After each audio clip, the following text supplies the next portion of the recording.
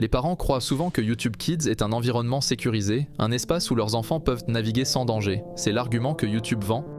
Une plateforme dédiée aux petits, filtrée pour n'exposer les enfants qu'à des contenus adaptés à leur âge. Pourtant, cette promesse est un mensonge dangereux. Des millions d'enfants y passent des heures chaque jour, laissés sans surveillance, pensant qu'ils sont à l'abri. Mais derrière l'écran, ils sont exposés à un monde sombre et insidieux.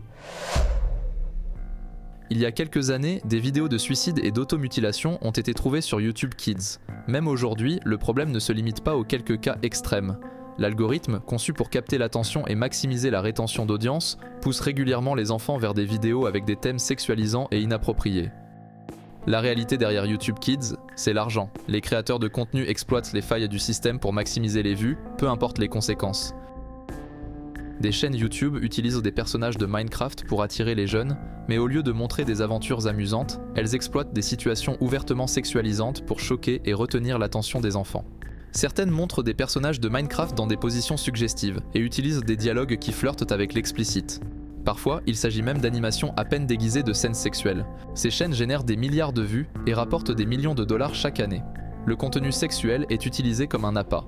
Un aperçu rapide et choquant au début de la vidéo suffit à capturer l'attention des plus petits, qui ne comprennent pas forcément ce qu'ils voient. C'est une stratégie calculée pour exploiter l'algorithme de YouTube. Le phénomène des vidéos Minecraft pour enfants a explosé au cours des dernières années. Ce qui était autrefois un contenu éducatif ou simplement divertissant a été perverti par des créateurs sans scrupules. Des chaînes avec des millions d'abonnés produisent régulièrement des vidéos où les personnages de Minecraft sont impliqués dans des situations qui frôlent la pornographie. Il suffit d'une recherche rapide dans YouTube pour tomber sur des animations Minecraft où les personnages sont impliqués dans des jeux de rôle sexuels explicites, parfois déguisés sous le couvert de pranks ou de défis. Les vidéos ne font pas que montrer des images, elles racontent des histoires où des personnages adultes se trouvent dans des situations sexualisées, et parfois même avec des allusions à des pratiques adultes.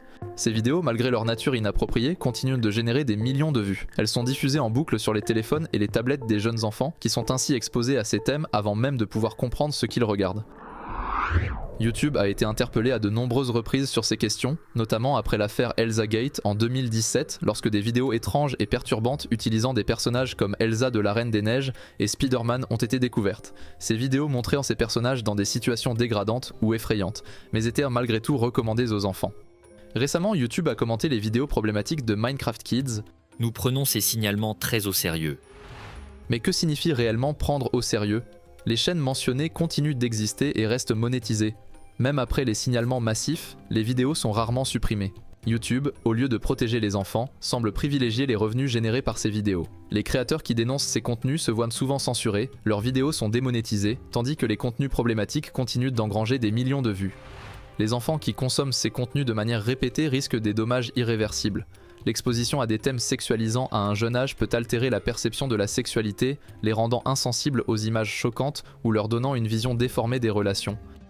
Les études montrent que les enfants qui sont exposés trop tôt à du contenu inapproprié développent souvent des troubles de l'attention, des anxiétés sociales, voire des comportements à risque plus tard dans la vie. Les témoignages sont nombreux.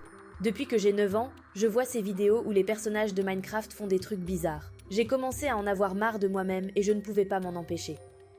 Un autre jeune raconte : Ça m'a tellement traumatisé que j'ai développé une addiction à ces contenus.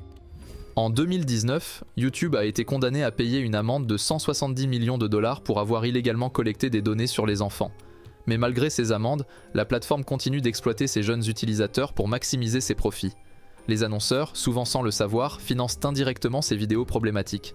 Même les vidéos marquées comme « non destinées aux enfants » peuvent être recommandées sur YouTube Kids si l'algorithme les considère comme familiales. Cette exploitation commerciale des enfants va au-delà de la simple monétisation. Elle implique également la collecte de données personnelles, le profilage comportemental et l'exploitation de l'attention des plus jeunes pour maximiser les revenus publicitaires.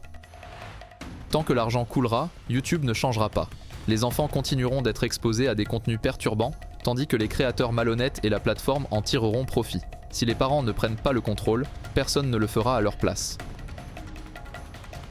Abonnez-vous et rejoignez la zone pour découvrir d'autres enquêtes sur les côtés sombres d'Internet. Soyez vigilants, car la sécurité de vos enfants en dépend.